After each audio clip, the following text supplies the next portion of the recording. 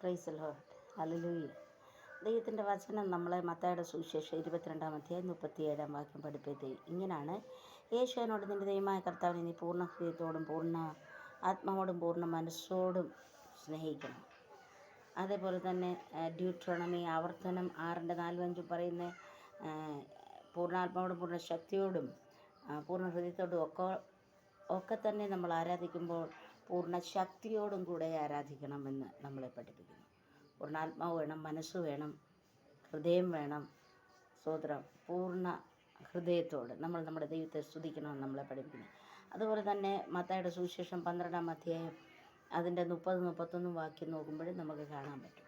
നമ്മൾ ചർച്ചിൽ പോകുന്നത് വെറുതെയല്ല, അല്ലെ പ്രാർത്ഥിക്കാനിരിക്കുന്നത് വെറുതെയല്ല, മുട്ടുകുത്തുന്നത് വെറുതെയല്ല, ബൈബിൾ വായിക്കുന്നത് വെറുതെയല്ല. പൂർണ്ണ ഹൃദയത്തോടായിരിക്കണം, പൂർണ്ണ ആത്മാവോടായിരിക്കണം, പൂർണ്ണ ശക്തിയോടായിരിക്കണം, പൂർണ്ണ മനസ്സോടായിരിക്കണം. ഇല്ല എങ്കിൽ നമ്മളത് ചെയ്തിട്ട് യാതൊരു കാര്യവുമില്ല. കാരണം ഇത് മനുഷ്യരെ പ്രസാദിപ്പിക്കുന്ന ഒരു കാര്യമില്ല, ദൈവത്തെ പ്രസാദിപ്പിക്കുന്ന കാര്യമാണ്. അതുകൊണ്ട് ഞാനൊരു ചെറിയ കഥയിലൂടെ നിങ്ങളെ കേൾപ്പിക്കുക. നമ്മൾ ഓരോരുത്തരും അങ്ങനെ തന്നെ. ആ കഥ നമ്മൾ ശ്രദ്ധിച്ചാൽ നമുക്കറിയാൻ പറ്റും. എല്ലാ ആഴ്ചയിലും ചർച്ചിൽ വളരെ ഭക്തിയോടെ വിശ്വാസത്തോട് കടന്നു പോകുന്ന ഒരു സിസ്റ്റർ ഉണ്ടായിരുന്നു. ഈ ആഴ്ച അവർ ചർച്ചിൽ കടന്നു നിന്നപ്പോൾ 90 വയസ്സ് മുതൽ 10 വയസ്സ് തൊട്ട് 90 വയസ്സ് വരെയുള്ള വല്യമ്മമാരും പ്രായമില്ലാത്തവരും പ്രായമുള്ളവരും ഒരുപോലെ മൊബൈലിൽ നോക്കി പ്രസംഗം കേൾക്കാതെ അലസരായി ഇരിക്കുന്നത് കണ്ടപ്പോൾ അവർക്ക് വലിയ വിഷമമുണ്ടായി. അവർ ആ പാസ്റ്ററോട് പറഞ്ഞു, പാസ്റ്ററെ, അടുത്ത ആഴ്ച തൊട്ട് ഞാൻ ചർച്ചിൽ വരത്തില്ല, എനിക്ക് വലിയ വിഷമമുണ്ട് ചർച്ചിൽ വരുന്ന കാര്യത്തിൽ. അപ്പോൾ ചോദിച്ചു, എന്ത് പറ്റി? വത്സമ്മ സിസ്റ്റർ അങ്ങനല്ലല്ലോ, എല്ലാ ആഴ്ചയിലും ചർച്ചിൽ വരുന്ന ആളാണല്ലോ എന്ന് പറഞ്ഞപ്പോൾ പറഞ്ഞു, ഞാൻ ഇവിടെ വന്നപ്പോൾ എനിക്ക് കാണാൻ പറ്റാത്തൊരു കാഴ്ച ഞാൻ കണ്ടു. കാരണം 10 വയസ്സ് മുതൽ 90 വയസ്സുള്ള വല്യമ്മമാരും വരെ മൊബൈലിൽ ശ്രദ്ധിച്ചുകൊണ്ടിരിക്കുന്നു. പാസ്റ്റർ പ്രസംഗം ആരും കേൾക്കാൻ തയ്യാറല്ല എന്ന് പറഞ്ഞു. പാസ്റ്റർക്ക് അപ്പം വിഷമം തോന്നി. അങ്ങനെ തന്നെയാണല്ലോ, അവർ മൊബൈലിൽ നോക്കി, താങ്കൾ മനസ്സിൽ നോക്കി, അത് കാരണം നിങ്ങളും എൻ്റെ പ്രസംഗം ശ്രദ്ധിച്ചില്ല എന്ന് മനസ്സിൽ പാസ്റ്റർ ചിന്തിച്ചു.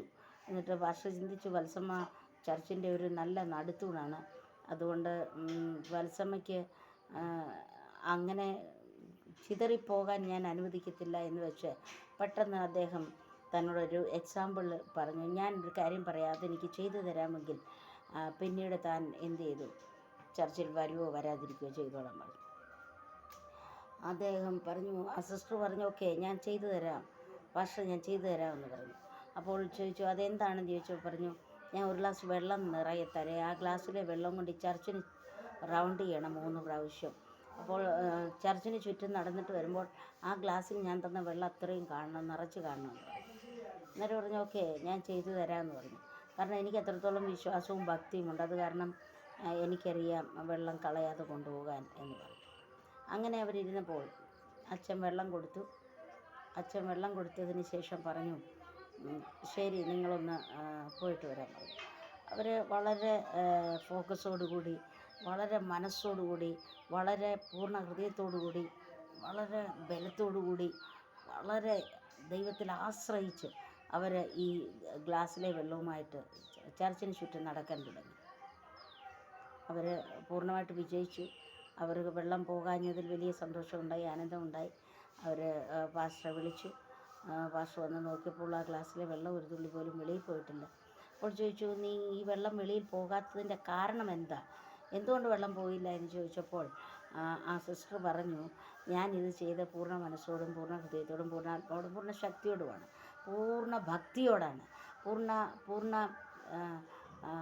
ബലത്തോടും ഹമ്പിൾനെസ്സോടും വളരെ വിനയത്തോടും, ദൈവമേ, ഞാൻ ഈ ചെയ്യുന്ന പ്രവൃത്തിക്ക് യേശുവെ നീ കൂടെ ഇരിക്കണമേ എന്ന് പ്രാർത്ഥിച്ചാണ് ഞാൻ പോയത് എന്ന് പറഞ്ഞു.